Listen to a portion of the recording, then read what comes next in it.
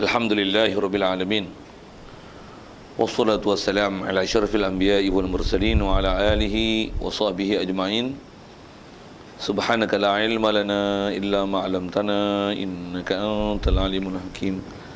La haula wa la quwwata illa billahil aliyyil azim. Rabbi shrah li sadri wa yassir li amri wahlul 'uqdatam min lisani yafqahu qawli.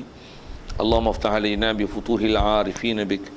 Allahumma ja'alna minal ladzina yastami'una al-qawla fayattabi'una ahsana. Allahumma 'allimna mimma jahilna wa anfa'na bima 'allamtana wa zidna ilman nafi'a ya rabbal alamin. Qala Syekh Musannif rahimahullah ta'ala wa nafa'na bihi wa bi ulumihi fid dharain amin.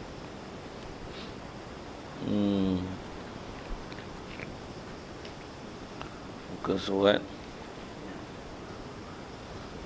Hajawi kan? Itu hak Jawi kan?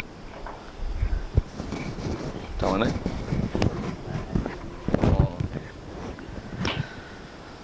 Kalau kita Jawi ni muka surat 6, permulaan yang wajib. Kata musannif, permulaan yang wajib pada syarak atau orang mukallaf sama ada lelaki dan perempuan bahawa mengenal Allah. Kata sekalian, pertama sekali syukur terima kasih kita ke Allah Ta'ala. Syukur kita nikmat hidup masih Allah Ta'ala beri ke kita. Syukur kita dapat Islam. Yang rata-ratanya kita ni Islam sejak pada kecil lagi. Mak ayah kita Islam, maka Islamlah kita. Syukur dapat nikmat Islam itu. Lebih-lebih lagi syukur kita Allah Ta'ala jadikan kita boleh hadir ke majlis ilmu, datang ke Masjid Kusurau untuk memahami ajaran yang dibawa datang oleh baginda Nabi SAW. Yang dengan itu dapat kita membenarkannya, mengakuinya, mengiktirafnya dan menyetujui apa saja yang dibawanya. Itulah dikatakan iman. Syukur juga kita boleh taat patuh perintah Allah Ta'ala, tinggalkan larangannya. Yang semua nikmat tu ialah antara nikmat-nikmat besar Allah Ta'ala beri ke kita, yang kalau kita pandang sekeliling kita tak ramai orang dapat nikmat-nikmat itu. Juga syukur kita sihat Allah Ta'ala beri, lapang masa. Begitu juga kekuatan untuk boleh kita hadir untuk solat maghrib berjemaah di surau ini. Dan insya-Allah kita manfaatkan masa yang ada ni meneruskan bacaan kitab daripada kitab Fatih Faridah insya-Allah. Kata musannif rahimahullah ta'ala, permulaan yang wajib. Sekalian dengan tajuk apa kita nak bicara ni, setelah kita diperkenalkan tentang din, apakah dikatakan din, Islam, itu juga iman. Yang terakhir kita bicara ihsan itu. Jadi di atas kaedah yang telah kita bicara tentang apakah dikata din, mesti iktiraf hanya din di sisi Allah hanyalah Islam. Islam yang satu-satunya agama telah terima, dan Islam itu adalah dengan kita mengaku, mengiktiraf di lidah semua ajaran yang dibawa datang oleh Nabi kita Muhammad sallallahu alaihi wasallam. Begitu juga bila kata iman, maksudnya kita mengaku di hati, di ikrar, adalah tasdik dengan qalbi apa saja perkara yang dibawa datang oleh Nabi sallallahu alaihi wasallam, khususnya perkara yang maklum fiddin bidarurah.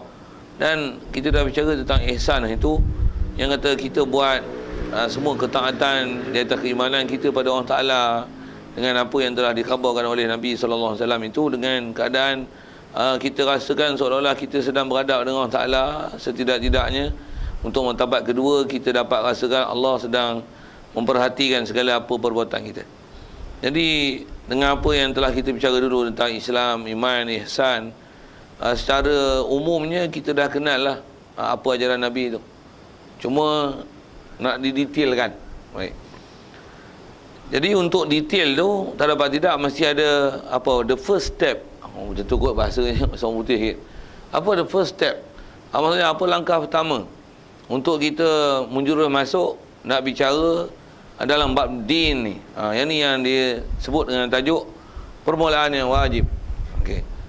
Jadi kalau ni sebab kita orang Islam macam ni sekalian, ada benda yang permulaan yang wajib ni kadang-kadang kita tak ambil peduli pun, pasal kita kadang-kadang satu sikap yang ada pada kita, kita rasa Islam yang kita dapat melalui baka dan keturunan ni, kita rasa kita dah sempurna. Tu yang kita tengok rata-rata orang Islam kita ni, dia tak apa peduli mengaji. Sedangkan kalau kita perhatikan dia, apa dia sebut nanti, apa yang wajib, apa yang semestinya, tersemak balik dengan apa yang ada pada diri kita, khususnya pada orang ramai umumnya. Kita akan dapati begitu ramai yang kata orang lain, termasuk diri kita pun, termasuk dalam orang yang cuai dalam mempelajari apa yang sepatutnya hak tu adalah benda wajib untuk kita belajar.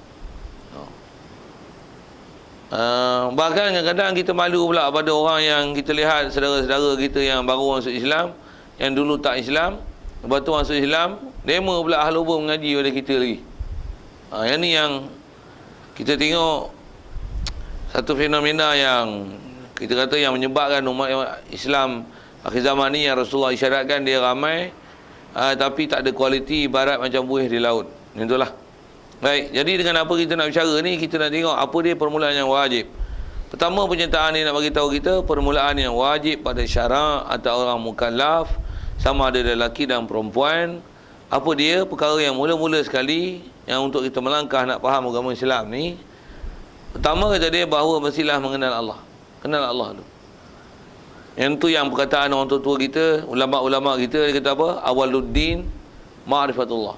Itu ialah perkara yang ataupun istilah, apalagi yang sebut sifir, perkara besar yang sering disebut oleh ulama kita. Awaluddin ma'rifatullah, Awaluddin ma'rifatullah. Sampai nama pun, nama siapa? Awaluddin. Nama pun bubuh nama Awaluddin. Siapa? Pasal bila Awaluddin ma'rifatullah. Katalah gitu kan. Situ sikit syarah ke nama tu lah Awaluddin tu. Dan memang ada orang nama Awaluddin. Macam mana pun, kalau kita sebut Awaluddin tu, kalau ambil bahasa Arab tu sikit, Awaluddin maksudnya awal tu awal lah. Maksudnya mula-mula sekali lah dalam bab din ni, nak jadi orang agama, benda besar sekali, langkah besar sekali kita adalah kena kenal Allah. Pepatah yang selalu disebut, tak kenal maka tak cinta pun, buah pakai pilah dengan bahasa-bahasa gitu. Macam mana pun, kaedah yang kita nak faham dalam i'tiqad ialah macam ni. Kenapa mesti kenal Allah? Kenapa mesti kenal dia? Mesti kenal tu, kita ambil bahasa makna kenal tu dulu atas makna kita punya istilah bahasa kita. Pasal apa kena kenal Allah? Pasal kalau tak kenal, mana mungkin kita akan sanggup untuk buat pengorbanan untuk dia. Kan bahasa mudah itu. Kita kalau katalah ada berpilah di sebelah kita orang lelaki, ada seorang perempuan yang katalah kalau katalah nak dijodohkan dengan kita, kalau kita tak kenal, ada sanggup nak beli apa hadiah ke, barang-barang ke, baju ke, tak kenal dengan dia, ada nak buat pengorbanan macam tu? Memanglah kata ni nak bagi kahwin dengan kamu ni, katalah gitu lah. Tapi dah tak kenal macam mana? Ada tak something lah kan dalam hati kan? Tapi tertanya-tanya lah, siapa dia ni? Siapa dia ni? Dia tengok kenal, tahu pula macam mana? Tu kan saya silap bergolok bergadai. Macam apa? Dah jatuh hati, dah jatuh cinta. Apa saja sanggup ku hadapi dan lautan api langgup ku renangi. Yang tu kot bahasa dia. Untuk mencarinya, mendapatkannya. Itu kita sebut bahasa cinta lah sikit. Ini cinta ni lagi besar pada satu tuan-tuan. Pasal itulah cinta yang ada pada sahabat, pada Nabi-Nabi dan Rasul. Mereka sanggup bermati-matian, sanggup mati kerana nak memperjuangkan agama dia, menegakkan syariatnya, untuk menyebarkan Islam. Dia sendiri pun, mereka pun memang bersungguh-sungguh cari agama, dan mereka bersungguh-sungguh untuk menyebarkan agama. Pasal apa? Pasal dia kenal din itu sendiri, kenal Allah, kenal Rasulullah, dan dia yakin bahawa semua itu benar, janjinya benar. Lepas tu dah kenal Allah Ta'ala dan kenal apa janji dia yang kita kena buat. Itulah orang macam ni lah, dia akan bersungguh-sungguh. Kita tak suruh apa pun nanti dia akan buat. Maksudnya dia tak perlu pada perintah orang, asuhan orang, suruhan orang. Pasal apa? Dia dah kenal siapa dia dan siapa Allah. Bila dia kenal siapa dia, siapa Allah Ta'ala, dan dia tahu apa tanggungjawab dia, pasti dia akan laksanakan tanggungjawab lah. Okey, kalau ikut itu dia punya konsep dan prinsip yang dia nak kata mula-mula sekali kita yang wajib dalam syarak adalah mesti mengenal Allah. Jadi kalau kita tak kenal, memang istilahnya tak ada payah nak kenal prinsip. Bila tak kenal prinsip hidup ni, dia istilahnya macam bahat yang berdukur. Katok pun nak sembahyang, katok pun nak pergi ngaji, katok sepak sikit baru naik. Pasal apa? Pasal sentiasa perlu diberi peringatan, pasal dia tak sedar, dia tak faham, dia tak tahu hala tuju, dia tak nampak dalam konteks jarak jauhnya ke mana dia nak pergi, matlamat, haluan, apa lagi, hala tuju, visi, misi dia tak tahu. Pasal apa punca dia? Tak kenal Allah. Satu Rasul-Rasul, Nabi-Nabi mula-mula datang, dia ajak manusia buat apa dulu? Mesti iktiraf dulu. Iktiraf apa? La ilaha illallah. Mesti mengaku bahawasanya tiada Tuhan yang disembah dengan sebenarnya melainkan Allah. Semua hak dia. Dan mengaku Nabi Muhammad adalah utusan Allah. Mengaku Nabi Muhammad utusan Allah Ta'ala ni maksudnya mengakui apa saja yang dibawanya. Kalau dia kata semayang-semayanglah kita. Dia kata puasa-puasalah kita. Tutup auratlah kita. Kalau dia kata perang-peranglah kita. Kalau memang dah kenal Allah, dah kenal Rasulullah, mengiktiraf kedua-duanya, memang hidup mati kita tak ada akan nanti jadi pasal lain lah melainkan kerana Allah dan Rasul saja.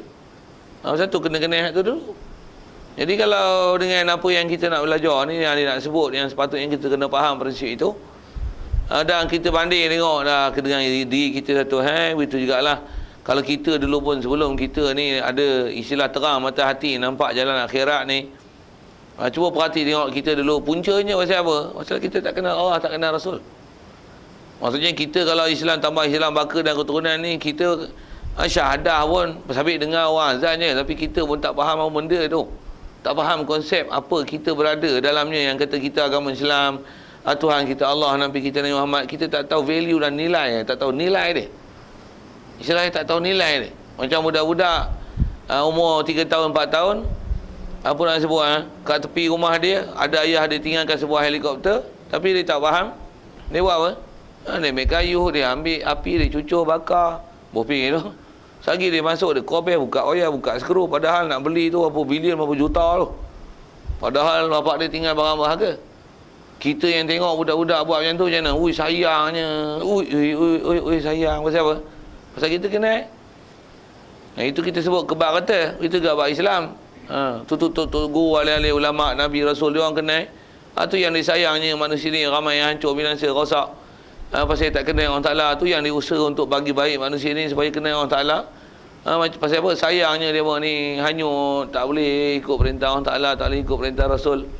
Tentu dia orang bekerja keras untuk supaya mereka ni boleh taat pada Allah Ta'ala dan Rasul. Pasal dia kenal. Jadi kalau kita tengok dalam konteks tu, apa yang kita kena buat untuk kita pun boleh jadi macam mereka, tak dapat tidak, mesti kenal. Jadi bahasa yang disebut ulama adalah mengenal Allah. Okey, siap. Jadi kalau kita faham tu, memang tak dapat tidak, mesti kenal Allah. Satu, kita bila tak kenal, tu yang sekali lagi sebut, bila tak kenal, kita akan cuai.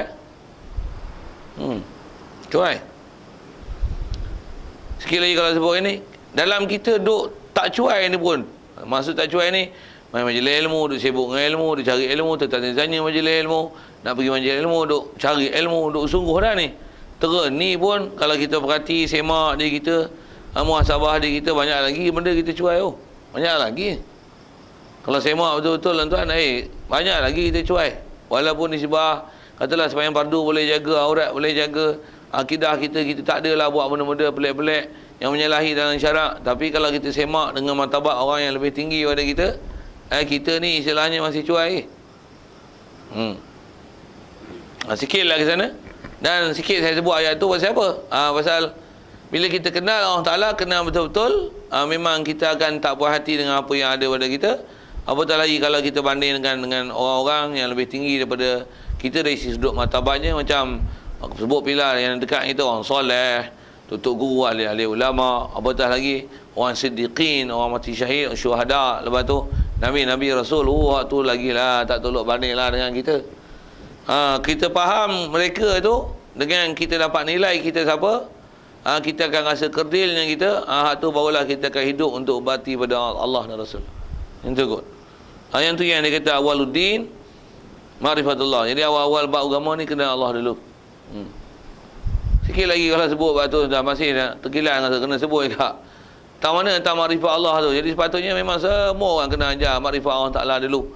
Tapi kalau tengok sistem pendidikan kita lah, semak tentu pasal ini nak sebut sistem pendidikan. Kalau kita tengok sistem pendidikan kita, umumnya sekolah kebangsaan lah, 1 sampai darjah 6, mutu sekat 1, sampai darjah sampai tingkat 5, sampai SPM. Berani kata gini lah, tidak ada apa-apa pendidikan yang menjurus untuk mengenal Tuhan. Bahkan lah ni dia lebih orientasikan kepada peperiksaan dan sijil. Jangan sampai soalan-soalan bocor. Sikit sub pihak, komen pihak tu. Pasal apa tuan? Pasal nak dapat prestasi. nak dapat sekolah cemerlang, pelajar baik, ada A, ada skor. Nombor satu, bocor. Tapi kalau matlamat kan kepada kehendak Allah, takwa, boleh taat, jadi baik, macam mana? Tak ada masalahnya tu. Dan bukan hidup di atas orientasikan peperiksaan. Ada? Bahkan hidup orientasikan kepada amalan, ilmu. Tentang Quran, amalan, masjid, surau, apa, taat. Kita akan sibuk itu. Nak dirikan syariat, nak tegakkan negara Islam. Nak tegakkan Islam, nak tegakkan syariat. Kita akan bersibuk dengan itu. Taklah kita istilahnya buat pelancongan, berfikir pasal itu, sukan. Tak ada. Tak fikir tu buat tu lah. Tak fikir tu. Pasal ada banyak benda yang lebih besar untuk difikirkan dan diselesaikan kalau kita kenal Allah Ta'ala. Tapi bila tak kenal, itulah cuaca kita, Lilin. Sibuk sukan, hiburan, nyanyi. Kena Allah. Itulah. Sikit kalau ada kenduri pun nak. Kenduri pun sibuk tu lah apa? Kenduri, sibuk kahwin. Itu je lah. Tak sibuk ke masjid, ke surau, ke majlis ilmu. Tak sibuk je. Sibuk kenduri. Sibuk kenduri. Kenduri boleh mesyuarat. Main masjid tak ada mesyuarat. Majlis ilmu tak ada mesyuarat. Kenapa sanggup susah payah tu? Kenduri boleh keluar ribu-ribu. Bersiap sana hari. Majlis hari je. Tu pun penat letih. Penat letih lah. Letih lelah. Penat lelah. Apa sebab bahasa itulah. Yang ilmu ni benda macam tak ada kena-mengena. Sedangkan inilah besar sekali ma'rifatullah. Itu nak sebut tu. Jadi dalam pendidikan kita, itu yang kita dapat lihat generasi kita gagal tu. Antara gagal tergagal, tuan-tuan tak usah tengok orang lain lah, tengok kita lah. Kalau kita duduk dalam sistem sekolah itu, maksudnya kita ialah antara yang gagal tu. Cuma kita ni advance sikit. Boleh lah nak cari ilmu di masjid surau. Kita nak cari macam mana ada orang lain yang tak pernah cari pun. Pasal apa? Pasal kita walaupun duduk dalam sistem sekolah tu, tapi kita advance pasal kita pergi masjid surau, kita dengar majlis ilmu daripada orang yang sepatutnya ilmu itu kita dengar. Satu, kita boleh jadi lain daripada orang. Yang lain macam mana? Semua satu cuaca. Sama. Kalau buat pesta esok, tengok pesta rakit, macam mana? Saja nak sebut, saya tengok pasal benda tu duduk depan mata. Bila nama nak buat takut? 19.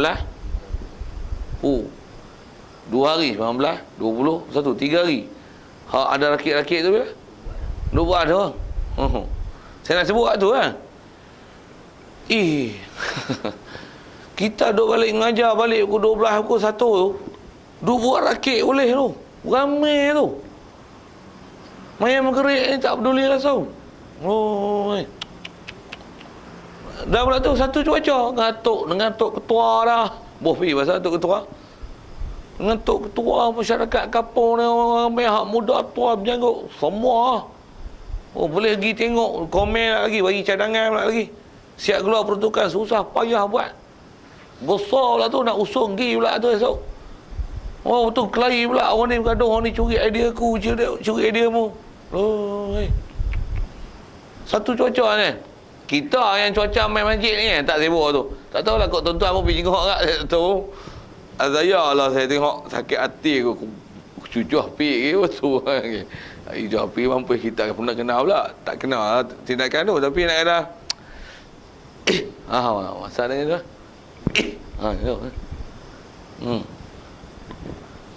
Kalau dia bagi peluang bercakap kena siap ke boleh lah, tapi kita lah pula lemah tu. Parking itu sekali. Bagi jamu air ke, bagi behong ke, nasi lemak ke, bagi sama sepukuh, bagi air, tu tazkirah lah 10 minit. Kalau gelepak, tinggal. Makasih lah tolong dengar. Mudah-mudahan Allah Ta'ala bagi kita hidayat. Tinggal lah esok pagi pula. Tujuh akhlak baik, dakwah. Kita tak buat itu. Tu pun lemah lah tu. Saya kata, kita kalau semak tu tengok kat kita ni macam bagus lah. Kita anak bini apa boleh atur lah sikit, tapi masyarakat tu kita tak boleh atur kat lagi. Kita tak boleh ngerti silah macam mana Nabi Rasul dia sanggup korban susah payah untuk dia tu buat kerja agama tu. Kita tak boleh buat ayat tu. Yang ni yang kata kita nak kenal Allah Ta'ala sungguh-sungguh ni. Baik. Itu kalau sekolah kebangsaan tak ada lah. Dia lebih pada tu dah. Tak belajar gitu, tu peksa. Waktu nak kata Pandai boleh cari cara hidup pun tak juga. Lepas pada SCM pandai pun main kereta, tak ya. Boleh berniaga, tak ya. Boleh tak? Budak SPL lah boleh tak? Nak tahu baca Quran, tak boleh. Ngajar tak boleh. Sembayang kalau gabut lagi, otak pun tak matang Boleh apa? Nak jadi mimpi, jauh lah. Hak keluar universiti pun. Kalau dalam bab kita kata bab ketuhanan lah. Nak jadi tok ibad pun payah. Nak jadi tok bila pun tak layak. Baik. Yang tu sikit syarahan bab kenapa kena kenal tu. Okey. Baik, kemudian atas kita bicara ilmu, kena tengok definisi elok-elok lah. Memang kalau atas sebut mengenal tu, kenal lah. Kalau bahasa Arab, ma'rifah. Kadang-kadang disebut ma'rifat. Kadang-kadang guna ma'rifatullah. Dan perkataan tu memang orang tua-tua dulu kita selalu sebut. Ma'rifat, hakikat, tarikat, syariat. Kita tu biasa dengar, tapi tak apa-apa punya takrif atau tu yang kadang-kadang ada agak terpaling terpesong tu ada tak? Pasal tak ambil faham betul apa definisi maksud khusus yang kita bicara ma'rifatullah. Ma'rifat tu makna apa? Kita ma'rifat hakikat, tarikat, syariat. Dia pada sebut tu apa dia ma'rifat dia tu dia. Sikit yang pasal itu. Baik. Jadi kalau itu apa dia kenal? Baik. Mengenal ni artinya mengetahui akan segala hukum sifatnya dan segala hukum ketuhanan dan mengetahui barang yang bergantung dengan Rasul, bergantung dengan Rasul-Rasul dan tidak wajib mengetahui hakikat zatnya kerana yang baharu tidak boleh mengetahui hakikat yang qadim. Dan maksud dengan mengenal dan mengetahui itu ialah i'tiqad yang kukuh yang mengenai akan yang sebenar yang dapat i'tiqad itu daripada dalil. Ada beberapa perkara yang dia nak bagi kita perhatian tu untuk kita faham mengenal Allah. Baik, pertama dia nak fahamkan konsep kenal Allah tu. Asal sebut ma'rifatullah satu je, kenal Allah. Tapi kenal Allah tu maksud macam mana? Tengok dia bagi huraian ni. Maksud kenal Allah tu ialah mengetahui segala hukum sifat Allah. Okay. Kena faham, maksud kenal Allah bukan kenal diri Allah, zat Allah. Tu istilah lah. Zat tu diri lah. Pasal Allah kita tak boleh kenal zat dia, diri dia. Pasal Allah tak izin kan, tak akan benar kan kita boleh melihat dia di atas muka bumi ni dalam keadaan jaga ni. Selagi kita tak mati, tak pergi alam akhirat, kita tak akan boleh tengok dia. Atas kaedah yang kita terima maklumat, terima pada Rasul-Rasul, pada ulama yang terima daripada Nabi Rasulullah sendiri, betul juga daripada apa yang sebelumnya, peristiwa yang pernah berlaku yang boleh melihat Allah Ta'ala di dunia dalam keadaan jaga hanya berlaku pada seorang saja, itulah Nabi kita Muhammad sallallahu alaihi wasallam. Lain tak? Tak ada. Jadi takkan ada siapa boleh istilahnya mengenal zat Allah. Tak boleh. Untuk kita nak kenal Allah, nak kenal apa? Kenal sifat. Pasal kena kenal sifat. Baik. Jadi bila kata kenal Allah, mesti kena kenal hukum sifat. Jadi sifat dari si kata Ar-Rahman, Ar-Rahim tu satu hal. Tapi kita mesti bicara hukum sifat. Maksudnya adakah perkara ni selayaknya untuk dinisbah pada dia ataupun tidak? Ataupun adakah dia istilahnya wajib ke, harus ke, mustahil ke? Yang tu yang sebut hukum sifat mesti kenal. Dan mesti ada kayu ukur untuk boleh ada keupayaan menilai apa yang sepatutnya dinisbah dan disifatkan ke Allah Ta'ala, apa yang tak sepatutnya disifatkan. Itu yang mengenal Allah. Itu dia punya sipir dia tu. Mengenal Allah tu maksudnya kita ada kayu ukur untuk menilai dan untuk memberi hukum. Layak tak layak perkara ni dinisbah pada Allah Ta'ala. Yang tu yang ulama kita ajar antaranya, dia ajar dengan kaedah berfikir dan hukum akal. Walaupun dalam masa yang sama, hukum akal yang disebut oleh ulama tauhid dalam kitab-kitab yang seumpama kita baca ni ada dibahaskan hukum akal tu. Dan jangan tak tahu hukum akal yang telah dibahas tu adalah perkara yang telah dimurnikan daripada semua Quran hadis. Ambil ini intipati dia, cuma diolah dalam bentuk penangkulan akal. Macam mana nak buat? Macam mana nak fikir? Macam mana nak dapatkan supaya kita boleh iktiraf Allah memang Tuhan sebenar dan memang kita kenal dia dengan apa yang sepatutnya. Kalau tak belajar semua sekali pun, tapi kita boleh menilai yang ni layak, yang ni tak layak, yang ni sepatutnya, yang ni tak sepatutnya. Yang tu yang mesti ada kat kita sipir. Sipir. Sikit kalau saya sebut itu dalam bab akidah, dalam bab tauhid. Macam mana saya nak sebut gini? Kalau macam kita lah, kita belajar. Yang tu kita sebut belajar bab ketuhanan. Yang sekalipun kita tak belajar semua, semua tu apa? Quran, hadis apa? Semua kan? Nas. Maklumat yang datang. Sekalipun kita tak belajar semua, tapi dengan kita belajar setakat diberi ni, panduan dan kaedah diberi, yang ni tak dapat tidak, mesti tahu, kita boleh faham semua. Walaupun tak pernah lalu semua. Mana je pergi? Tak kira lah hampir mana pun. Hang ngaji dalam bab hadis kah? Hang ngaji dalam bab tafsir kah? Ataupun sembang dengan orang kah? Orang Islam kah? Orang Yahudi kah? Orang Kristian kah? Hindu kah? Buddha kah? Kita punya fahaman dalam bab ketuhanan, kayu ukur dia betul. Kita belajar ketuhanan mesti sampai tahap tu. Bandingan dia macam kita belajar mandu kita, walaupun belajar dekat litar, dengan belajar kat buku, dengan teori. Macam mana? Luluh dapat lesen, bopi bahasa itu. Setelah diiktiraf sekadar itu, ada orang pantau kita bawa, dengan dia tengok keupayaan kita, kecekapan apa tu, dan kat dia nilai tu satu hal. Semua saya nak sebut kat kita walaupun kita belajar kat litar dan jalan yang sekitar tempat diuji, tapi umumnya kaedah untuk berjalan satu Malaysia, kalau pergi dengan satu Malaysia, satu dunia, kita boleh bawa kita dengan lesen yang ada tu. Itu ini bandingan tu dalam bab ketuhanan. Kita ngaji tauhid, nisbah ada keupayaan mengenal bab Tuhan, mana layak tak layak, mana boleh tak boleh, apa sepadan tak sepadan, nak kena berhenti, kena break ke tawakuf ke, berhenti sat, repair ke, apa ke, nak tengok A ke, rebuh pi dengan bahasa kita tu, minyak kan, nak buat petrol kan, tukar minyak hitam kan, dia punya apa, penapis dia ke, apa ke, tayar ke, break makan tak makan ke, tu mau tengok tu kereta, itu kita sebut kereta, makidah sama. Maksudnya mana nak isi, mana lagi mantap, mana nak ambil huraian, mana nak berhenti. Yang ni diam, jangan duduk bercakap. Hang ni kena tunggu, hang ni kena break, hang ni kena tukar, hang ni kena alih, hang ni kena jumpa ni, hang ni kena huraian, hang ni kena tanya, hang ni kena soal, hang ni kena hafal. Ada. Tu. Dia mesti kenal tu dengan sepadan tu. Dan kita boleh tengok, orang ni tak betul, orang ni betul. Macam mana kita bawa kereta, orang ni langgar double line, hang ni langgar lampu isyarat, hang ni buka lampu terang, hang ni lampu pelat tak ada, hang ni apa semua tu. Kita boleh komplain orang dengan apa disiplin memandu ada pada kita. Begitu juga kita boleh memandu, boleh mengenal, dan boleh memberi hukum dalam bab ketuhanan. Dia ada disiplin ilmu kita dalam bab ketuhanan. Tu disebut mengenal segala sifat Allah Ta'ala dan segala hukum ketuhanan. Kenal semua. Kenal mana yang boleh, mana yang layak tak layak. Satu kalau dan kayu ukur yang dia akan diajar ni, kita tak perlu mengaji sampai tahu bahasa Arab, tahu apa lagi lah, bahasa-bahasa yang kaitan dengan Arab, Quran, hadis semua. Tak, cukup dengan dia ajar kaedah penaklukan akal.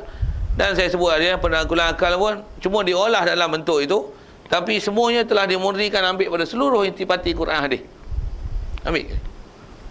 Itu yang ngaji, kita ngaji sifat 20. Dia bagi panduan lah. Pi tak mana pun, tak salah.